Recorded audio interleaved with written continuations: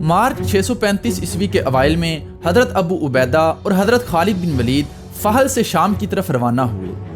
وہ فحل کی جنگ کے بعد فحل میں اس لیے انتظار کر رہے تھے کہ حضرت شرحبیل نے بیسان اور تبریہ کو فتح کرنا تھا، اور اگر وہاں کسی بڑے پیمانے کی جنگ ہو جاتی تو انہیں شرحبیل کی مدد کو پہنچنا تھا۔ جب تبریہ اور بیسان فتح ہو گئے تو اردن میں کسی بڑی جنگ کا خطرہ نہ رہا۔ دوسری جانب بیسان اور تبریہ کی فتح کی خبر جب انطاکیہ پہنچی تو ہرقل نے اندازہ لگایا کہ شاید مسلمان اردن اور فلسطین میں اپنے قدم جما رہے ہیں اور شام کی طرف ابھی انہیں کوئی دلچسپی نہیں ہے۔ اسے یہ بھی خبر ملی کہ دمشق میں مسلمانوں کا صرف ایک چھوٹا سا دستہ رہ گیا ہے جسے شکست دے کر دمشق پر آسانی سے قبضہ کیا جا سکتا ہے۔ ہرقل نے انطاکیہ سے دمشق کی جانب ایک فوج روانہ کی جس کی قیادت تھیوڈور نامی سالار کر رہا تھا۔ تھیوڈور کی فوج کو روانہ کرنے کے بعد ہرقل کو خبر ملی کہ مسلمانوں کی مرکزی فوج بھی فحل سے دمشق کی جانب روانہ ہو چکی ہے، تو اس نے تھیوڈور کی مدد کے لیے دوسری فوج حمص سے روانہ کی جس کی قیادت شانز نامی سالار کر رہا تھا۔ تھیوڈور کی فوج انطاکیہ سے روانہ ہوئی اور بیروت سے ہوتی ہوئی دمشق کے قریب مرج الروم کے میدان میں پہنچی۔ اسلامی لشکر مرج الروم سے کچھ فاصلے پر ہی تھا کہ انہیں خبر ملی کہ مرج الروم میں ایک رومی فوج خیمہ زن ہے۔ جب اسلامی لشکر اس میدان میں پہنچا تو اس دن شانز بھی حمص سے اپنی فوج لے کر مرج الروم پہنچ چکا تھا۔ دونوں فوجیں ایک دوسرے کے سامنے جنگ کی ترتیب میں کھڑی ہو گئیں۔ حضرت ابو عبیدہ شانز کے مقابلے میں کھڑے تھے جبکہ خالد بن ولید تھیوڈور کے مقابلے میں کھڑے تھے۔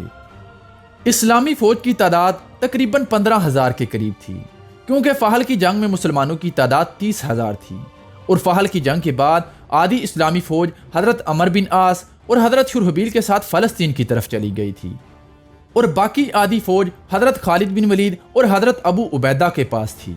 لیکن رومی فوج کی تعداد کسی مورخ نے نہیں لکھی، لیکن یہ اندازہ لگایا جا سکتا ہے کہ رومی فوج کی تعداد مسلمانوں سے دگنی یا اس سے زیادہ تھی، کیونکہ اگر ان کی تعداد مسلمانوں کے برابر یا کم ہوتی تو وہ مسلمانوں کا مقابلہ کرنے کے بجائے پیچھے ہٹ جاتے، کیونکہ ہر لڑائی میں رومیوں کی تعداد مسلمانوں کے مقابلے دگنی یا اس سے بھی زیادہ ہوتی تھی۔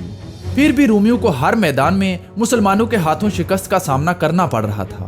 مرج الروم کے میدان میں دونوں فوجیں جنگ کی ترتیب میں کھڑی ہو کر ایک دوسرے کے حملے کا انتظار کرتی رہیں۔ مسلمان تو تعداد کی کمی کی وجہ سے حملے میں پہل نہیں کر رہے تھے، لیکن رومی فوج کا منصوبہ کچھ اور ہی تھا۔ وہ جان بوجھ کر جنگ کو ٹال رہے تھے۔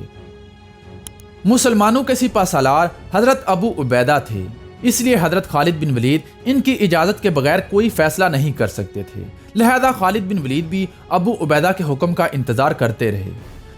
جیسے ہی رات ہوئی تھیوڈور اندھیرے کی آڑ میں اپنے دستوں کے ساتھ مرج الروم سے دمشق کی جانب روانہ ہو گیا اور آدھی رومی فوج کو اسلامی لشکر کو روکنے کے لیے مرج الروم میں ہی چھوڑ دیا۔ تھیوڈور کا منصوبہ یہ تھا کہ شانز اپنے دستوں کے ساتھ مرکزی اسلامی لشکر کو مرج الروم میں مصروف رکھے گا اور تھیوڈور حضرت یزید بن ابی سفیان کے چھوٹے سے دستے کو شکست دے کر دمشق مسلمانوں سے واپس چھین لے گا۔ رات کے پچھلے پہر حضرت خالد بن ولید نے پتہ لگا لیا تھا کہ آدھی رومی فوج مرج الروم سے کہیں چلی گئی ہے۔ حضرت خالد بن ولید کو یقین تھا کہ یہ فوج لازماً دمشق کی طرف گئی ہے، لہذا انہوں نے حضرت ابو عبیدہ سے اجازت لی اور صبح ہوتے ہی مرج الروم سے دمشق کی جانب روانہ ہو گئے۔ دوسری جانب صبح ہوتے ہی تھیوڈور بھی دمشق کے سامنے پہنچ گیا۔ یزید بن ابی سفیان نے قلعہ بند ہو کر لڑنے کے بجائے شہر سے باہر نکل کر تھیوڈور کا مقابلہ کرنے کا فیصلہ کیا۔ تھیوڈور نے جب اپنے سامنے اسلامی دستے کو دیکھا تو فوراً حملے کا حکم دے دیا۔ مسلمانوں نے رومی حملے کو بڑی بہادری کے ساتھ روکا، مگر رومی فوج کی تعداد اتنی زیادہ تھی کہ مسلمان زیادہ دیر تک ان کا مقابلہ نہیں کر سکتے تھے۔ آخر کار رومی فوج کا زور اتنا بڑھ گیا کہ یزید بن ابی سفیان کے دستے شہر کے دروازے کی طرف پیچھے ہٹنے لگے۔ قریب تھا کہ رومی فوج شہر میں داخل ہو کر اس پر قبضہ کر لیتی، مگر اتنے میں رومی فوج کو عقب میں شور سنائی دیا۔ رومی فوج نے دیکھا کہ ایک اسلامی گھڑ سوار دستے نے پیچھے سے ان پر حملہ کر دیا ہے۔ یہ خالد بن ولید کا دستہ تھا جو مرج الروم سے دمشق کے اسلامی دستے کی مدد کو آئے تھے۔ حضرت خالد بن ولید کے دستے نے رومیوں کو سنبھلنے کا موقع ہی نہ دیا اور ان کے عقب پر اس قدر شدید حملہ کیا کہ ان کی صفوں کو توڑ دیا۔ ان کا سپہ سالار تھیوڈور بھی اس لڑائی میں مارا گیا۔ تھیوڈور کے مارے جانے کے بعد رومی فوج کی رہی سہی ہمت بھی جواب دے گئی اور وہ میدان جنگ سے جان بچا کر بھاگنے لگے۔ بہت سے رومی سپاہی اس جنگ میں مارے گئے، لیکن کچھ اپنی جان بچا کر بھاگنے میں کامیاب ہو گئے۔ دوسری جانب مرج الروم کے میدان میں حضرت ابو عبیدہ اور اشانس کے دستے آمنے سامنے ہوئے۔ اس دن دونوں فوجوں نے پہلے دن کی طرح انتظار کرنے کے بجائے ایک دوسرے پر حملہ کر دیا۔ کچھ دیر لڑائی کے بعد رومی سالار مارا گیا اور رومی فوج میدان جنگ سے بھاگ نکلی۔ میدان جنگ سے بھاگنے والی فوج کا زیادہ تر حصہ حمص کی طرف چلا گیا۔ یہ جنگ مارچ 635 عیسوی محرم 14 ہجری کو لڑی گئی تھی۔ اس لڑائی کو مرج الروم کے نام سے یاد کیا جاتا ہے۔ مرج الروم اور دمشق میں رومیوں کو شکست دینے کے بعد حضرت ابو عبیدہ نے بلبک کے قلعے کا محاصرہ کر لیا اور خالد بن ولید کو حمص کی طرف روانہ کر دیا۔ بلبک کے شہریوں نے ہتھیار ڈال دیے اور جزیہ دینا قبول کیا۔ بلبک کو فتح کرنے کے بعد وہ خالد بن ولید کے ساتھ جا ملے جو حمص کا محاصرہ کیے ہوئے تھے۔ محاصرے کو ابھی چند ہی دن گزرے تھے کہ شہریوں نے جنگ بندی کی پیشکش کی، جسے مسلمانوں نے قبول کر لیا۔ حمص والوں نے 10,000 دینار ادا کرنے تھے، جس کے بدلے میں مسلمانوں کو 1 سال تک حمص پر حملہ نہیں کرنا تھا۔ لیکن اگر کوئی بھی رومی فوج کمک لے کر حمص میں آتی یا اس علاقے میں رومی فوج مسلمانوں پر حملہ کرتی تو اس کا مطلب یہ تھا کہ جنگ بندی ختم ہو چکی ہے۔ جنگ بندی کے معاہدے پر دستخط ہوتے ہی حمص کے دروازے کھول دیے گئے اور مسلمان آزادانہ طور پر شہر میں گھومنے لگے۔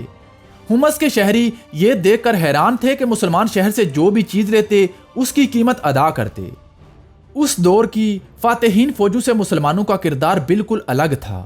یہی وجہ تھی کہ جب کناصرین کے لوگوں کو مسلمانوں کے رویے کا پتہ چلا تو کناصرین کے گورنر نے حضرت ابو عبیدہ کے پاس اپنے سفیر بھیج کر 1 سال کے لیے جنگ بندی کر لی۔ کناصرین اور حمص کے گورنر مجبور ہو کر مسلمانوں سے جنگ بندی کر رہے تھے۔ انہیں امید تھی کہ ہرقل ضرور ان کی مدد کو فوج بھیجے گا اور وہ دوبارہ مسلمانوں سے جنگ بندی ختم کر کے مقابلہ کریں گے۔ لیکن اس خطے کا عام آدمی مسلمانوں کے حسن سلوک اور انصاف پسندی سے پوری طرح مغلوب ہو چکا تھا۔